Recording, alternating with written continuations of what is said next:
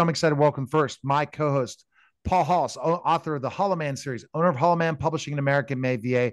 Paul, how are you? I know you're excited about our guest.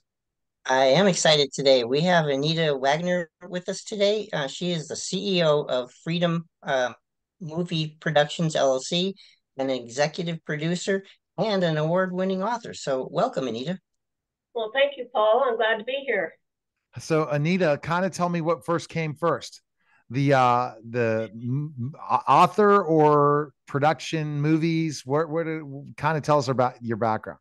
Okay, well, what came first was at the age of 52, after going through a divorce or being involved in a divorce, I met an Oklahoma cowboy in Las Vegas at the National Finals Rodeo. And he invited me to visit him in a little town called Freedom, Oklahoma. And so my 13 years that I spent in Freedom really started my story here. It was long before I became an author. I didn't become an author until I left Freedom 13 years later and knew I had to tell my story. So that starts the process of telling your story. Why leaving Freedom made you want to tell a story? So tell us why. Oh yeah. It was quite. I was there for 13 years and involved in the rodeo bull business. Bought a 3,400-acre ranch. Built a nice guest lodge and rodeo arena, and really kind of went all in when I got there. The town of Freedom is a real small, like population of 179 people, I think is what it is now. But I had come from Seattle, and so that country lifestyle was kind of intriguing, and I just fell right into it. I don't know. I think I was finding my freedom after a 20-year marriage, and kids were grown. I was on my own, 52 years old, still feeling good, and the rest is history. A rodeo business. What? How did you come up with this idea to do a rodeo business? And well, my partner, the fellow that I met in Las Vegas at the National Finals Rodeo, was a rancher, a cowboy, and he was involved in the bucking bull business. He had a small string of bucking bulls, and I don't know, maybe we had a beer or two that night, but he invited me to invest in his bucking bull business. And my background as a young girl, my grandfather was a rodeo stock contractor, so I've been kind of raised around it, and it was intriguing to me. I thought, absolutely, I'm just looking for something new. I had a little change in my pocket, and I went all in. Wow. I mean, Yeah. I have to go. The wow factor is tenfold and such a intriguing story of rodeos. I mean, I find it fascinating. So, how does that business work? Like, you are you getting the rodeos, or you had the rodeo? You would run the Well, rodeos. um, our bucking stock performed at rodeos around the country. I mean, we went as far as Madison Square Garden in New York City to, every state in between, Anaheim, Las Vegas. Over that 13-year period, they bucked almost in many states, Washington, Idaho. They were all over. But we did have a rodeo arena, and we would put on little bull rides just to train our bulls. So people would come from all around the country there to participate and ride the bulls and watch them train. So, wow. Okay. So, your story in the book, without giving it away, is all about your rodeo career, and it was probably a lot of ups and downs, right? Yeah, rodeo, romance, heartache, survival. Um, all kinds of ups and downs, especially after I built the lodge and the bar, the country western bar, a steakhouse out in the middle of nowhere. Actually, it was at the entrance to a medium-sized park in a state park in Oklahoma. So when I had the idea of building it, I thought, well, we're going to have all kinds of visitors because the visitors to the park were like 100,000 a year, and I thought they'll all stop in for a hamburger or a cold drink. But what I found out later was most of those visitors were school kids coming in on school buses. And so, it was kind of a struggle, but we did have guests from around the world that came. They enjoyed our food and the ambiance of the lodge and restaurant. Wow. Okay.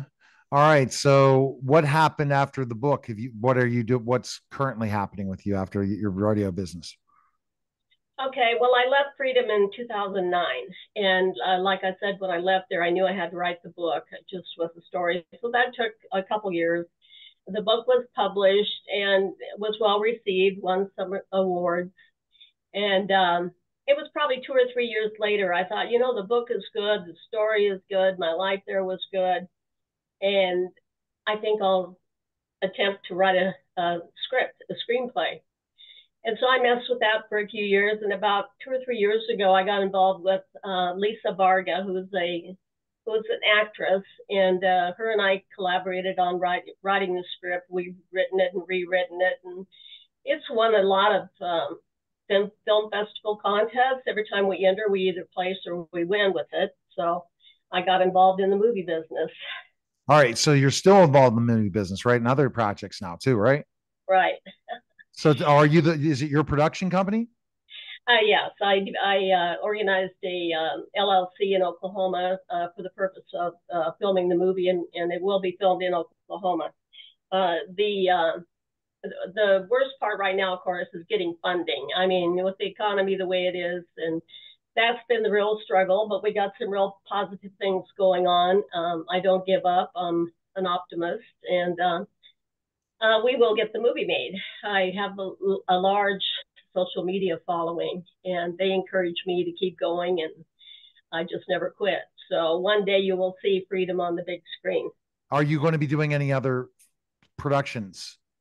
Not. I don't have plans to right now. I'm getting older, and I would like to get the Freedom film behind me. That's kind of my goal. It's such a great story. It makes sense in different ways, but you're right. Finding the funding is one of the biggest challenging things, Anita. Yeah, It's not a simple thing. And I think it's also hard to ask for people for money. Like, so for example, my documentary for wrestling, I put it out there and I said, no, you know what I'm going to do? I'm going to try to self-fund this, but I'll be having a lot lower budget for my documentary, but I will get everyone else involved to make it happen. And it's already happening. So I just said, I'm going to make it happen and get it done. And I have a production team that's doing it. But I said to myself, I'm going to self-fund this, but it's not like a movie. Right. And if somebody comes in and says they want to make a movie about it, then I'll have to look at funding, but it's hard because you have to say, hey, can you give me money? And we don't really know the resources. We don't know how long it's going to take. What does that mean? Like finding the right investors and saying, well, why should we invest in this? And it's not just get the money. You have to tell them that you're going to make money once the movie's made. That's the other challenge. It's high risk. It's high risk for investors. They're aware of that. I've lucked out. I think I've kind of coordinated or collaborated now with a little gal that had one time lived in Freedom about 10 years before I did.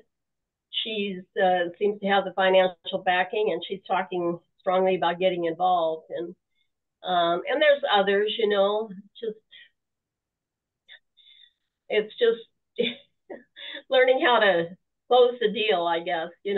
That's the hard part, closing the deal and making it happen. If you have the investors and you have the situation, you can make it happen. Everyone, listening right now, you can make it happen. It's just, it's a process. Keep that dream going, keep that hope alive. And your story's so amazing. And, have you re-released your book? Cause I mean, that's still an awesome book that if you had it so many years to kind of take the dust off it and go again. Yeah, that's something I need to explore. When I did it, I self-published, so I didn't really have a publisher involved, but I would love to. I mean, I still promote it. The sales are not that great, but when people do read it, it gets rave reviews, 5-star reviews, and I'm proud of it. It just, I'll go back and look at it once in a while and make a few changes here and there and republish it. It's on Amazon, so it's easy to kind of go back and make some changes. I'm going to have to ask you outside the green room, in the green room, something that people have to buy the book to find out what happens at the end of the story, because you kind of not told us, and I don't want you to give that away because I'm very intrigued to know what happened at the end. But I think it's a lot of intrigue with Westerns being very popular. I would take this story to INSP. I think that INSP would love this story. INSP is really focusing only on Westerns and Western type stuff, and rodeo fits that mold. So take that INSP, say, hey, here's the story. Who would be your main characters in it? If you play, who would play you? Well, actually, Lisa Varga will play me. We've already determined that. I approached her. Yeah, I went through IMDb looking at actresses one day, and I spent all day, checking them off. Who would do this? Who would be Cheyenne is the character, and she just fit all the check marks, And we talked on the phone, and she got excited, and we became best friends. And she's gonna play me, Lisa Varga.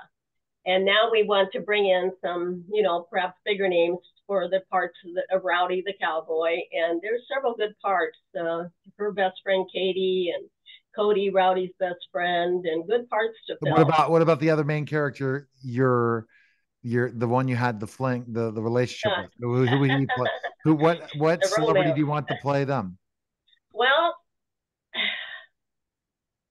there's a long list that might fit Rowdy. I really can't name any names. We have a pitch deck and we have some suggestions. Okay, so well, that'll be another green room conversation. All right, but it's such a great story. I'm just telling you right now, the right people see it, it's going to Mm-hmm. work, and I know Yeah. it'll happen. And I think you're at the point where everyone's looking for content and dying for content. It's just go. But where's the best place people can find info? Your book's available on Amazon, and you have a Yeah. website as well for people to find info. Yes, we do. It's freedommovieproject.com. All right. Well, I think it's a great idea. Go find a rich oil tycoon to go and fund this, and there you go. Or a Yeah. rich someone in the industry that loves rodeos. Or, And someone that just wants to have fun, maybe get out of the corporate life for a while and just go have fun. We'll teach them how to be a cowboy. all right, sounds good, Anita. Thank you. Okay, thank you. You're listening and watching the Neil Haley Show, and we'll be back in just a moment.